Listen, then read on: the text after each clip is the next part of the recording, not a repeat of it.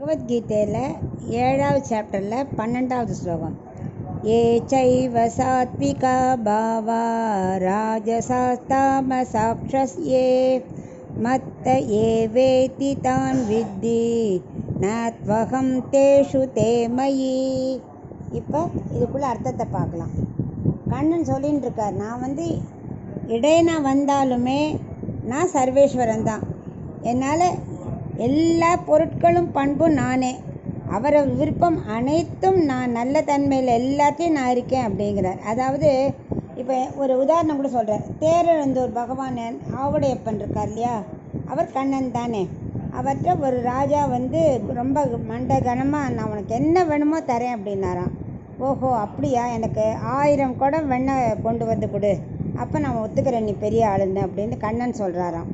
அவன் என்ன பண்ணால் 999 வெண்ணெயை கொடுத்துட்டு ஒன்றை மட்டும் தண்ணியை ரொப்பிட்டு இதில் எப்படி கண்டுபிடிக்க போகிறா, கண்ணனால் கண்டுபிடிக்க முடியாதுன்னு எல்லாத்தையும் ஒரே மாதிரி சீல் வச்சுட்டானான்.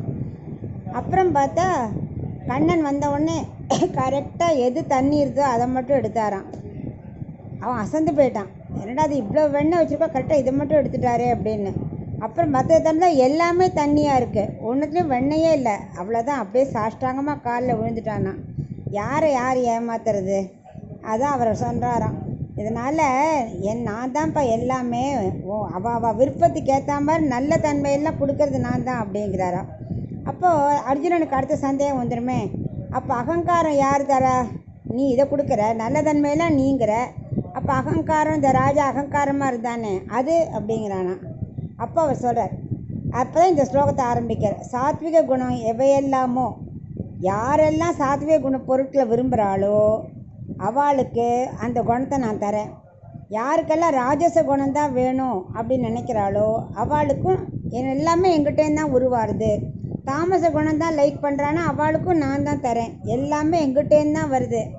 ஆனால் இந்த 3 குணமும் என்ன தீண்டாது. எத்தனை நான் கொடுத்தாலும் என்ன சார்ந்து எல்லாம் இருந்தாலும் எல்லாம் எங்கிட்ட தான் லைக்கும் எங்கிட்டேருந்து தான் கிளம்பும். ஆனால் எதுவும் என்ன தீண்டாது, நான் எதையும் சார்ந்து இருக்கிறதே கிடையாது அப்படிங்கிறார். சாத்விக குணம்னா என்ன பார்த்துருக்கோம். நல்ல தெளிவு, அறிவு, ஆனந்தம், நேர்மை, ஒரு நல்ல தன்மை, பக்தி, இதெல்லாமே சாத்விக குணம். ஸோ இது யாருக்கெல்லாம் விருப்பமோ அவளுக்கு நான் கொடுக்குறேன்.